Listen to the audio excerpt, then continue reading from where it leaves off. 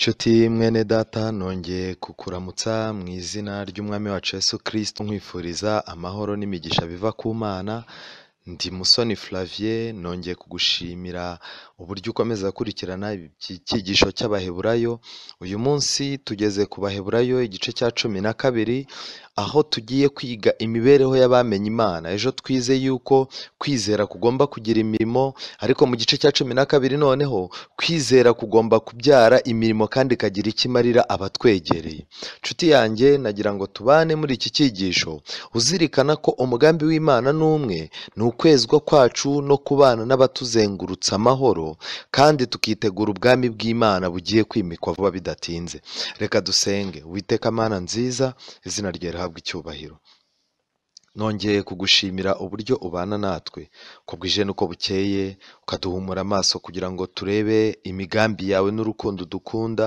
Nyuma yo kubona ibyo, nibwo uduhumura amaso tukabona aho igihe kigeze. Nyuma kandi yo kumenya ko igihe no kumenya aho igihe kigeze, ufata imitima yacu ukayiha ishyikizo mu ijambo ryawe, kugira ngo tudatwarwa n'ibintu bibonetse byose. Kandi nyuma y'ibyo byose utwereka yuko aho uri mu bwami bwo mu ijuru uri umutambyi wacu mukuru mu buryo bwa Melikisedeki. Kubw'ibyo dukwiye kwegera intebe yawe y'ubuntu tudatinya, kugira ngo tubabarirwe kandi twakire agakiza kagiye kuturokora mu minsi iri imbere. Ngaho rero turagusaba ukomeze ubane natwe. Imbaraga ya Mwuka wera yabashishije ababayeho kera kuba intwari bagahamywa nawe bakiri muri iyi si, bagahabwa amasezerano y'ahazaza, aba ariko natwe tugenzereza, tubisabye mu izina rya Yesu, amen. Nshuti mwene data, reka nongere nkwishimire cyane muri iki cyigisho. Tugeze mu gitabo cy'Abaheburayo igice cya 12. Paulo titire muri Bibiliya baranditse ngo kwihanganira ibitugerageza dukurikije icyitegererezo cya Kristo. Umurongo wa mbere w'igice cya 12. Nuko natwe ubwo tugoswe n'igicucu cy'abahamya bangana batyo, twiyambura ibituremerera byose n'icyaha kibasha kutwizingiraho vuba, dusiganirwaho dutegekwa twihanganye, dutumbira Yesu wenyine ari we banze ryo kwizera, kandi ari we ugusohoza rwose. Yihanganiye umusaraba kubw'ibyishimo byamushyizwe imbere, ntiyita ku isoni zawo, yicara iburyo bw'intebe y'Imana. Nuko muzirikane uwo wihanganiye ubwanzi bw'abanyabyaha bukomeye butyo, kugira ngo mudacogora mukagwa isari mu mitima yanyu. Mwebweho ntimurageraho muvusha amaraso mu ntambara murwanya ibyaha, kandi mwibagiwe kwa guhugura kubabwira nk'abana ngo, mwana wanjye ntugasuzugure igihano Uwiteka ahana, kandi ntugwe isari nagucyaha. Kuko uwo Uwiteka akunze ari we ahana, kandi akubita ibiboko abo yemera bose ko ari abana be. Nimwihanganira ibihano, muba mugaragaje ko muri abana b'Imana. Mbese ni mwana ki udahanwa na se? Ariko niba mudahanwa nk'abandi bose, noneho muba muri ibibyarwa mutari ab'Imana nyakuri. Ko dufite ba data batubyaye ku mubiri, bakaduhana natwe tukabubaha, ntidukwiriye kurushaho cyane kugandukira se w'imyuka tugahoraho? Kuko ba bandi baduhanaga iminsi mike nk'uko byari bibabereye byiza, naho uwo aduhanira kugira ngo bitubere byiza dusangire kwera kwe. Nta gihano kinezeza ukigihanwa, ahubwo kimutera umubabaro. Ariko rero hanyuma cyera imbuto zo gukiranuka zihesha amahoro abamenyerejwe nacyo. Nuko mumanike amaboko atentebutse, mugorore amavi aremaye, kandi muharurire ibirenge byanyu inzira zigororotse, kugira ngo ikirenge gicumbagira kidakuka rwose, ahubwo gikire. Mugire umwete wo kubana n'abantu bose amahoro n'uwo kwezwa, kuko utejejwe atazareba umwami Imana. Mwirinde hatagira umuntu ugwa akava mu buntu bw'Imana, kandi hatagira umuzi wo gusharira umera ukabahagarika imitima, abenshi bagahumana. Kandi hatabaho umusambanyi cyangwa ukerensa iby'Imana nka Esawu, waguranye umurage we w'umwana w'imfura igaburo rimwe. Kuko muzi yuko hanyuma, ubwo yashakaga kuragwa umugisha atemerewe, kuko atabonye uko yihana, nubwo yabishakaga cyane arira. Nshuti yanjye, incamake y'iki gice cya 12 umugabane wacyo wa mbere irimo amagambo dukwiye gutinza mu bitekerezo byacu. Ijambo rya mbere Pawulo yaravuze ngo igicucu cy'abahamya bangana gutyo. Ubwo tugoswe n'igicucu cy'abahamya bangana gutyo, ni bande yavugaga? Mu gitabo cy'ibyo abadivanisi, mu gitabo cy'ubusobanuro bwa Bibiliya SDA Bible Commentary volume ya 7 cyangwa se ibyo ubusobanuro bwa Bibiliya bw'abadivanisi umunsi wa 7 volume ya 7, aho basobanuraga iki gitabo cy'Abaheburayo iki gice cya 12, banditse yuko abo bahamya nta bandi ni bariya bari bavuzwe mu gice cya 11 cy'Abaheburayo, bariya barimo ba Mose, ba Aburahamu n'abandi bagiye baba mu buzima butandukanye.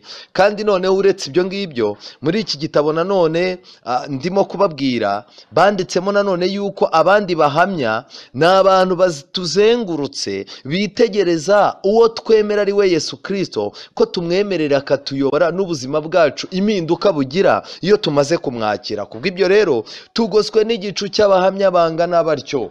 Mu magambo make, dufite abahamya beza bo muri Bibiliya bo mu gitabo cy'Abaheburayo igice cya 11, ariko tukagira n'abandi bahamya bareba ibyo Imana ikorera muri twebwe bagahamya yuko turi abana b'Imana. Yesu yavuze ngo iki? Yaravuze ngo nuko rero imirimo yanyu ihereko itume ababareba bahimbaza so wo mu ijuru. Nshuti yanjye, ndagira ngo nkubwire ngo Pawulo yakomeje agaragaza yuko abantu b'Imana, abizera bafite kwizera nyakuri, bakwiye kwiyambura ibibaremerera. Iki turaza kuza kukigarukaho. Ibintu biremerera umuntu bimubuza gupfukama ngo asenge, bimubuza gutambuka mu by'Imana ngo atere intambwe yegera imbere, ibyo bintu dukwiye kubishyira ku ruhande. Hari ibintu bikwiye kuturemerera, nibyo ndabyemera, ariko hari n'ibidakwiye kuturemerera, turabireba. Pawulo yakomeje asobanura yuko kwikuraho icyaha kibasha kutwizingiraho vuba ari inshingano yacu. Buriya buri muntu wese afite icyaha kiri ku ibere, buri muntu wese afite icyaha ashimagiza. Icyo cyaha dukwiye kugishyira hirya, dukwiye kukigiza kure. Nshuti yanjye, ahangaha nagira ngo nkubwire ngo icyaha icyo ari cyo cyose kibasha kutwizingiraho dukwiye kukigizayo. Uku kwikuraho icyaha kibasha kutwizingiraho gukwiye gukoranwa imbaraga nyinshi cyane. Ndagira ngo mbahe urugero rworoshye. Hari ukuntu umubyeyi wonsa aba afite umwana, iyo umwana agiye kumurambika hasi, hari igihe umwana amwizingiraho cyane, kumushyira hasi bikamugora. Nshuti yanjye, iki ni igihe nari ndimo kunabibaho urugero. Hari abantu bafite icyaha kiri ku ibere. Mu by'ukuri dukwiye kwikuraho icyaha cyose cyatwizingiraho. Mu gitabo inama ku busonga, inama ku busonga ni igitabo cyasohowe n'itorero ryacu, inama ku busonga paje 193, igice cya 42, banditse amagambo akomeye ngo abantu benshi bo mu bwoko bw'Imana ntibagitekereza neza bitewe n'umwuka w'ab'isi, kandi barimo guhakana ukwizera kwabo binyuze mu mirimo bakora. Barimo konsa umwuka wo gukunda amafaranga, amazu n'amasambu, kugeza ubwo urwo rukundo rumira burundu imbaraga z'ubwenge n'impagarike yose. Mu ncamake, nshuti yanjye, hano barerekana yuko umwuka wo gukunda amafaranga n'amazu n'amasambu abantu barimo kuwonsa. Ndagira ngo mbabwire ngo uyu mwuka ukwiye kwigizwayo. Icyaha kibasha kutwizingiraho cyatubuza ubugingo gikwiye gushyirwa kure. Pawulo yakomeje agereranya ubuzima bwa gikristo n'isiganwa, nk'uko yagiye abivuga mu bitabo byinshi. Avuga yuko mu gusiganwa dukwiye gusiganirwa kugera aho dutegekwa. Kwirukanka ukagarukiramo hagati nta butwari, nta n'icyo wazasobanura, kuko ibihembo byo gusiganwa bibaho urugendo ruri busoreze. Mu gitabo inama ku mirire, muze kugisoma, ku kagingo kavuga iby'isiganwa, basobanuye ko abantu ba kera basiganwaga bagiraga ibintu birindaga inzoga, inyama zikomoka ku matungo n'ibitekerezo byabaca intege, kandi bagatoza imibiri yabo. Muri icyo gitabo basobanuye neza yuko abantu b'Imana bashaka kuzarangiza uru rugendo bakagera aho dusiganirwa, bakwiye kwirinda, bakwiye gufata amagara yabo bakayashushanya n'ubuzima bwa Kristo. Icyo Imana ibasaba kureka bakakireka. Ariko uyu munsi wa none abantu benshi isiganwa rigiye guhagarara. Ndakwingingira kugira ngo dusiganirwe kugera aho dutegekwa twihanganye, kwihangana rero biradusaba iki? Biradusaba kwihanganira ubuzima tubayemo nubwo twaba tubona butatubereye, ahubwo tukareba mu biganza bya Kristo ubuzima bwiza aduteganyiriza hazaza. Pawulo yakomeje abwira abantu yuko Yesu ari we banze. Mu magambo make yabwiye abantu ko Yesu ari we bakwiye gutumbira. Uyu munsi wa none abantu bafite ahandi hantu batumbiriye. Bamwe batumbiriye amateka y'isi ko agenda neza, abandi batumbiriye ko ubuzima buzongera gusubirana nyuma y'iyi coronavirus, abandi batumbiriye ababwiriza, abapasiteri ba bishop n'abandi bavuga butumwa bakomeye ko amagambo icyo bababwira ari cyo bazakora. Ariko muri uru rugendo rwa gikristo ni byiza rwose kuba wagira umubwiriza ukunda, wagira umupasiteri ukunda, wagira umwizera ukunda, wagira umuririmbyi ukunda. Ariko nagira nkubwire ngo Yesu akwiriye kuba ibanze ryo kwizera kwacu, kandi akaba ari we dutumbira mu bibazo, dutumbira mu bigeragezo, kuko abatumbira ahandi mu bihe biri imbere ntibazabasha kubirokoka.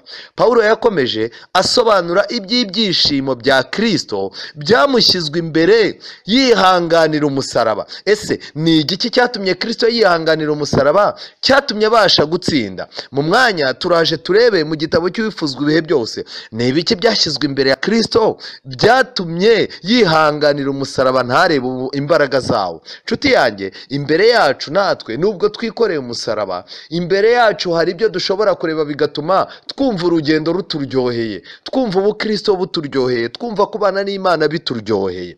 Pawulo yakomeje agaragaza ko Kristo niwe muntu wa mbere wabayeho afite abanzi benshi, kuko nagira ngo nkubwire uyu munsi wa none abanzi Kristo yagize, wowe uramutse ubagize byanga byakunda intambara ikomeye yaba yatangiye kurwanirwa muri wowe.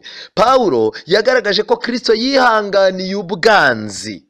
Icyo nshaka kuvuga ngiki, uyu munsi wa none abanzi benshi dufite tuvuga twatwaye mu mitwe yacu, dukwiye kubashyira hasi tugasigarana umwanzi umwe uboneka mu gitabo cy'Ibyahishuwe, ari we mwanzi w'isi, ari we mwanzi w'abantu batandukanye. Uyu mwanzi uvuga mu Byahishuwe 12 ni umwanzi w'ijuru, ni umwanzi w'imibereho myiza y'abantu, ni umwanzi w'abirabura n'abazungu, ni umwanzi w'abakire n'abakene, ni umwanzi w'abize n'abatarize. Uyu mwanzi nta wundi ni Satani.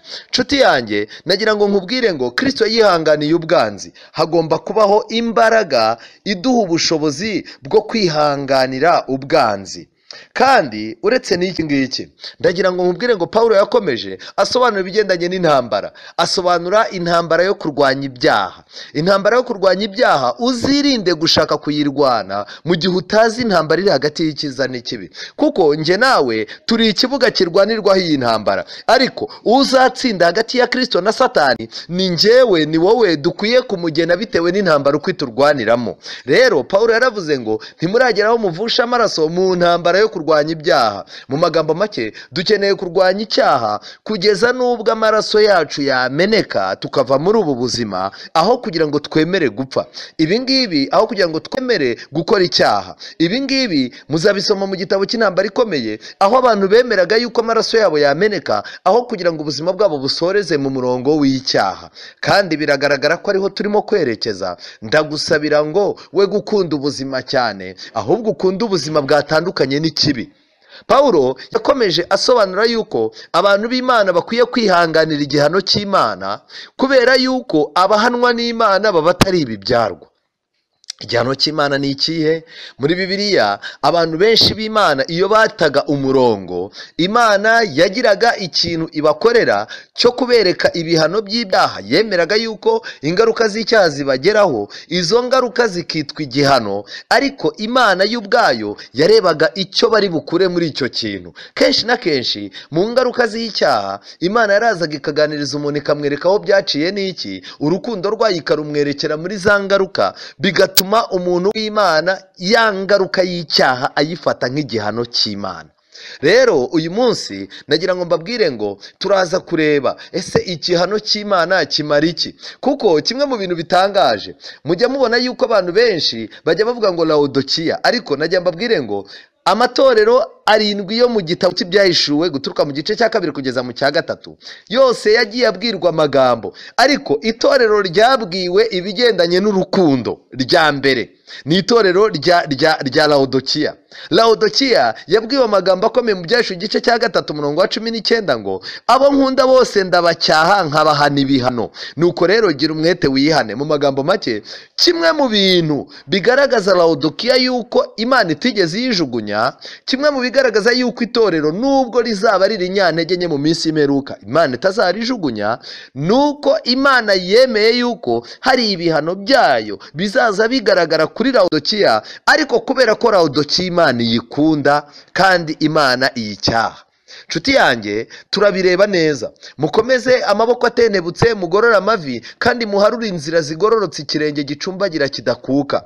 Kuba twaramenye Imana ni byiza, ariko dukwiye gukomezanya n'abandi, dukwiye gufasha abandi mu by'urugendo, dukwiye guharura inzira zigororotse kugira ngo abantu badasitaramo, kandi natwe dukwiye guca inzira ikiranuka ku buryo natwe tutazasitara mu bihe biri imbere.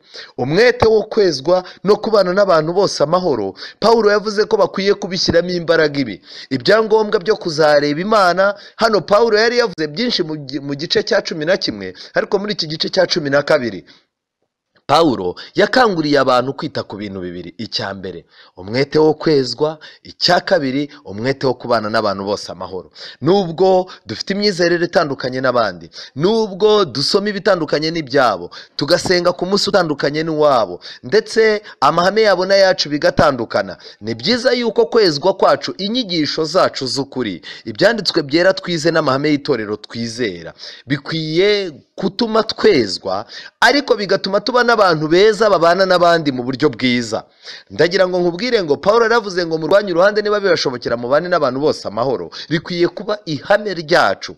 Pawulo yakomeje avuga yuko dukwiye kwirinda umuzi wo gusharira kugira ngo utamera abantu benshi bagahumana. Umuzi wo gusharira, kudashimishwa n'icyo Kristo yagukoreye, kudashima amahirwe n'amahitamo ufite mu Mana, kutishimira kumenya Imana, kutishimira uwo uriwe, kudashima imigisha Imana yagucishijeho, kudashima impano Imana yaguhaye, kutishimira impagarike yawe n'ubuzima Imana yagushyizemo. Ubwabyo ibi bintu biragenda bigatuma umuzi wo gusharira umera. Nshuti yanjye, nagira mbabwire ngo mu mateka y'iki gihugu cyacu cy'u Rwanda, umuzi wo gusharira warameze umara igihe kirekire, kandi uyu muzi wo gusharira, wo kudashimira Imana, kutishimira uko Imana yakuremye, kutishimira uko Imana yagushyizeho, kutishimira urukundo, kutishimira abandi, ibi nibyo byaje kubyara amahano yabyaye jenoside yakorewe abatutsi muri 1994. Ndagira mbabwire ngo wakwibaza uti se uyu muzi wo gusharira ko wameze ugatera abantu benshi guhumana, ndetse igihe kikagera tukabibona mu mwaka w'1994. Ndagira ngo mbabaze, ese Satani yahagaritse akazi ke? Ese Satani nta kirimo kubyara uyu munsi? Yego rwose. Umuntu wese urimo kwemerera umuzi wo gusharira, umuzi wo kutanezererwa abandi, kutanezererwa Imana, kutanezererwa ukuri kw'Imana, no kutanezererwa ubuzima Imana yaguhaye, umuntu wajya kubona ukabona ntago yishimye. Reka mbabwire, uyu muzi wo gusharira urimo uramera mu bantu benshi, kandi abantu benshi bagiye guhumana. Impamvu ya mbere itera uyu muzi kumera ni iyihe? Abantu benshi barimo baragwa. Nshuti yanjye, nagira ngo nkubwire, Pawulo avuga ibi bintu mu gitabo cy'Abaheburayo yari afite icyo yerekezaho. Yaravuze ngo mwirinde hatagira umuntu ugwa akava mu buntu bw'Imana. Igihe cyose habaye kugwa umuntu akava mu by'Imana, akava mu byo yizeraga, igikurikiraho nta kindi, ava mu buntu bw'Imana. Iyo umuntu amaze kuva mu buntu bw'Imana rero, umuzi wo gusharira uramera, ntashobora kubona ikimunezeza. Ndagira ngo mbabwire ngo nyuma y'ibyo ngibyo nibwo noneho abantu bahagarika umutima, kandi noneho nyuma yo guhagarika umutima abantu barahumana. Nshuti yanjye, ndasaba Imana yo mu ijuru ngo ikugenderere kugira ngo utagira amahumano ukuye kuri Satani, ahubwo Imana iduhe kunezererwa Kristo. Ubwo Imana yatanze umwana wayo, izabura ite kumuduhana n'ibindi byose.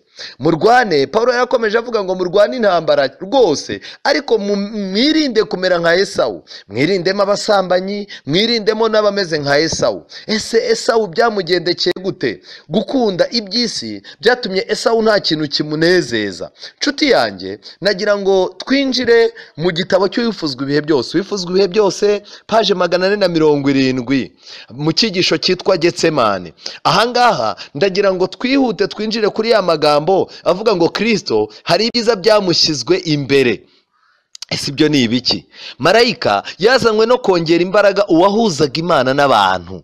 Yamweretse ijuru rikinguye, amubwira ibyo abantu bazakizwa babiheshejwe no kubabazwa kwe. Yamuhamirije ko se wo mu ijuru ari umunyambaraga kandi atagereranywa na Satani, kandi ko urupfu rwe ruzakoma mu nkokora imigambi yose ya Satani, kandi ko ubwami bw'iyi si buzahabwa abera bisumba byose. Yamubwiye ko azanezezwa n'umubabaro yanyuzemo ubwo azabona ibihumbi bitabarika by'abatuye isi bazakizwa kandi bagakizwa by'iteka ryose. Kristo yakomeje kugira uburibwe, ariko kwiheba no gucika intege birayoyoka. Nshuti yanjye, aya magambo aranyereka ibintu bikomeye. Imbere yacu ntidukwiye kubura kugirira abantu neza, ntidukwiye kwitura abantu inabi batugiriye, kuko ibyanga byakunda. Ndagusabira ngo marayika waje kureba Yesu akamukomeza, uyu munsi ibi ngibi byakomeje Kristo tubifite mu byanditswe byera. Fata ijambo ry'Imana. Mu gihe ubona urubanza imbere ubuzima bwanze, mu gihe ubona umurongo wo kubaho wahagaze, ndakwinginze, abamarayika b'Imana biteguye kugukomereza muri ibi byanditswe byera, bakakwereka umunezero uzaboneka nyuma. Ese nshuti yanjye, wari uzi yuko nukomeza kurwana, nukomeza kwihanganira mu bupfubyi bwawe, mu bupfakazi bwawe, mu burwayi bwawe, mu bukene bwawe, mu buzima bwawe bugoranye, ugakomeza kwihangana, wari uzi yuko hari abantu benshi bazamenya Imana kubwo kwihangana kwawe? Uyu munsi duhumurizwa n'ibya Yobu, ariko Yobu abirimo ntiyarazi ibyarimo. Ariko uyu munsi wa none abantu benshi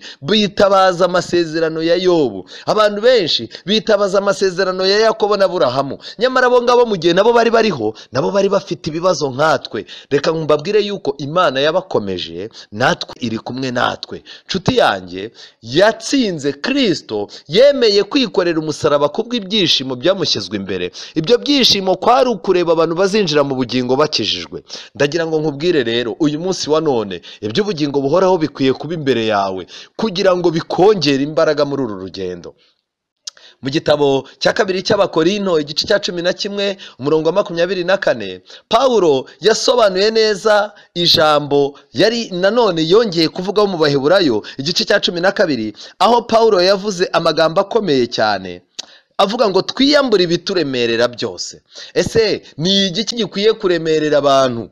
Pawulo yavuze uburyo yagiye ahemukirwa. Nawe ushobora kuba uremerewe n'abantu baguhemukiye, ushobora kuba uremerewe n'abantu wagiriye neza ntibayikwiture, ushobora kuba uremerewe n'abantu musengana bakubeshye cyangwa bakakwitura inabi, bakakugira inabi bakugirira, ushobora kuba uremerewe n'amateka yahise. Ariko nagira ngo nkubwire nshuti yanjye, mu gitabo cya kabiri cy'Abakorinto igice cya 11 umurongo wa 24, Pawulo yaranditse ngo ibihe bitanu abayuda bankubise inkoni 39, ibihe bitatu nakubiswe inga, igihe kimwe natewe amabuye, ibihe bitatu inkuge zaramenetse, naraye imuhengeri nirirwayo, nari mu ngendo kenshi, mu kaga gatewe n'inzuzi, mu kaga gatewe n'abambuzi. Pawulo yaranambuwe.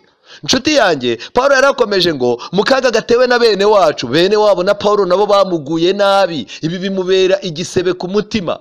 Mu kaga gatewe n'abapagani, uretse abo ngabo n'abapagani bamugwaga nabi. Mu kaga ko mu midugudu, mu mijyi yagiye acamo, buri mujyi wose wabaga ufite ububi bwawo wamusigaga ku mutima. Mu kaga ko mu butayu, mu kaga ko mu nyanja, mu kaga ko muri bene data b'ibinyoma, Pawulo yagezaho avumburayo ko no mu bitwaga bene data, abo basenganaga, hari harimo abagome b'abanyamanyanga, aba nabo bamuguye nabi bakaza bamuteranya n'abantu. Mu miruho n'imihati mba maso kenshi, ngira inzara n'inyota, nirirwa ubusa kenshi, nicwa n'imbeho nambara ubusa. ibi bintu byababaje Pawulo, ariko kimwe mu byamugoye nanone imiruho n'imihati kubaho byaramuvunaga cyane, akaba amaso nawe yarasonzaga nk'uko dusonza, yagiraga inyota, rimwe na rimwe yirirwaga ubusa kenshi, ndetse yicwaga n'imbeho, hari n'igihe yambaraga ubusa. Ariko murongo wa 28 Pawulo aravuga ngo ariko ne kuvuga ibindi keretse ko hariho ikindemerera iminsi yose. Iki ni igice kimuremerera ko yari yongeye akavuga ngo twiyambure ibituremerera. Nibyo koko warahemukiwe, iyambura ibyo bikuremerera. Nibyo koko warakubiswe, iyambura ibikuremerera. Nibyo koko bene wanyu baraguhemukiye, iyambura ibikuremerera. Nibyo koko hari umuntu wakwambuye, iyambura ibikuremerera. Hari umuntu wakubereye umupagani, hari ibibazo wagiriye mu mujyi runaka, wagiyeyo umuntu araguhemukira, ukwiye kubyiyambura ntibikuremerere. Ushobora kuba warahemukiye na mwene so w'ikinyoma witwa ngo murasengana, ukwiye kubyiyambura. Pawulo arangira avuga ati ariko ibyo hariho ikindemerera iminsi yose, ni uguhagarikira umutima amatorero yose. Mu magambo make, ukwiye gutwarwa n'umurimo w'Imana, ukwiye gutwarwa n'ibya Kristo, bikagutwara umwanya, kuko Imana ifite gahunda y'uko izahanagura amarira yose ku maso y'abantu. Nshuti yanjye, Pawulo iyi ni inama ikomeye yaduhaye mu gitabo cya 2 cy'Abakorino igice cya 11 murongo wa 9. Pawulo yakomeje avuga uburyo yirindaga kuremerera abantu. Murongo wa 9 ati, kandi ubwo nari kumwe namwe ngakena, sinagize uwo mbere ikirushya, kuko bene data bavuye i Makedoniya bankenuye. Muri byose nirindaga kutabaremerera, kandi nanone nzakomeza kubyirinda. Nshuti yanjye, ukwiye kwirinda kuremerera abantu ku buryo bazinuka Imana. Oya, nta mpamvu yuko abantu bazinuka Imana, nta mpamvu yuko abantu bazinuka iby'agakiza, nta mpamvu yuko abantu bazinukwa iby'abantu bakiriye Kristo. Ukwiye kwirinda kuremerera abantu. Abagalatiya 6:2 Pawulo ati, mwakirirane ibibaremerera kugira ngo abe ariko musohoza amategeko ya Kristo. Yesaya 24:19 Pawulo yagarutse avuga uburyo isi izaremererwa n'igicumuro cyayo. Nshuti yanjye, isi izaremererwa n'igicumuro cyayo, kizayiremerera, ariko n'abantu badakunda Imana nabo ibicumuro bahishe bizabaremera.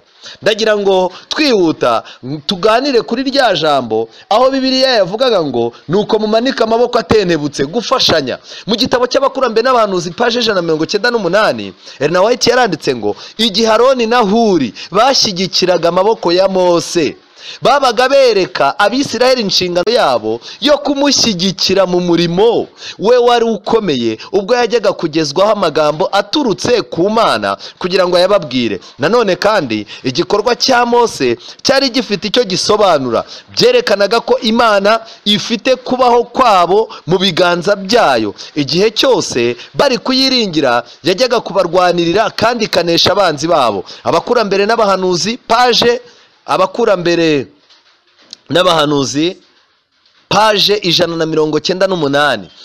Nshuti yanjye, Mose bari barimo kurwana n'Abamaleki. Mose amaboko yarananirwa, abantu baraje bashyira ibuye hasi, bari mwicazaho, barangije bafata amaboko ye. Amaboko ya Mose yatungaga hejuru bagatsinda. Uyu munsi wa none Aroni na Huri na Mose ni urugero rwiza kuri twe. Dukeneye gufashanya umukristo ku mukristo, dukeneye gufashanya umuvugabutumwa ku muvugabutumwa, dukeneye gufashanya umupasiteri ku mupasiteri. Ariko nanone nshuti zanjye, dukeneye no gufashanya umwe ku wundi kugira ngo buri wese inshingano yatuma Imana igaragara muri we ayisohoze neza.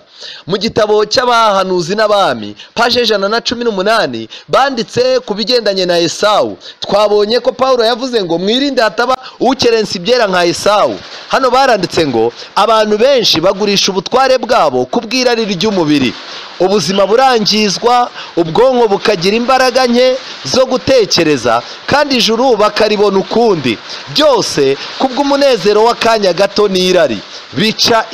Bica intege kandi bigasuzuguza.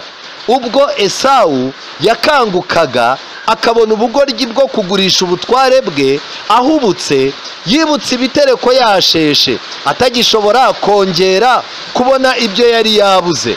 Niko bizamera ku munsi w'Imana, ku bazaba baraguranye umurage wabo w'ijuru ngo bishimishe bitewe n'inarijye.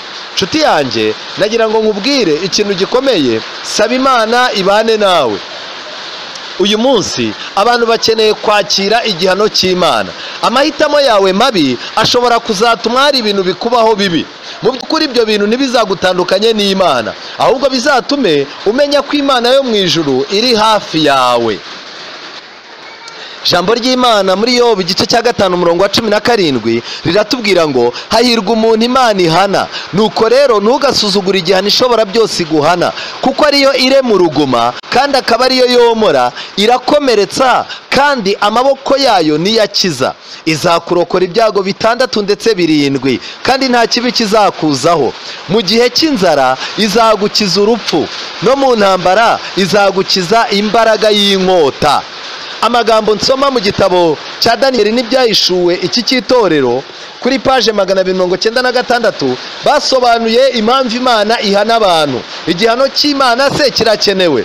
Hano basobanuye amagambo avuga ngo nkuko bishobora kugaragara nk'ibidasanzwe, guhanwa ni ikimenyetso cy'urukundo. Abo nkunda ndabacyanka bahana ibihano. Niba tudahanwa tuba turi ibibyarwa tutarabana nyakuri. Augustus C. Thompson aravuga ati hano haragaragara itegeko rusange ry'ubutunzi bw'ubuntu bwe, kubera ko ku rwego runaka bose bakeneye guhanwa, bose bahabwa igihano ku rugero runaka, bityo bakabona igihamya cy'uko bakiri kumwe n'Umukiza. Iri ni isomo riruhije kwiga, kandi abizera n'abigishwa babaswa. Nyamara hano no mu ijambo ry'Imana hose no mu kugira neza kwayo bigaragara ko ibigeragezo ari imigisha yayo, kandi ko nta mwana wayo idakubita ikiboko. Abatemera kwigishwa kandi ngo bakosorwe n'abantu bameze nk'ibyuma bigoramye bararekwa, mu gihe ibyuma by'icyubahiro biba byiteguriwe inyundo n'icyuma cyo kubiha ishusho nziza. Aya magambo barakomeje hano barandika ngo bityo rero nureba inkomoko y'igihano kikugeraho ukareba n'umugambi wacyo, ujye ugira umwete kandi wihane. Ntukagire igihe upfusha ubusa, ntugakubitwe ikiboko ngo gipfe ubusa, ahubwo ujye uhita wihana, ugire umwete mu mwuka. Icyo nicyo kintu cya mbere gikwiriye kugutera ubutwari. Inshuti yanjye, nagira ngo dusoreze iki cyigisho mu magambo ari muri Zaburi 80 umurongo wa 19. Nuko rero natwe ntituzasubira inyuma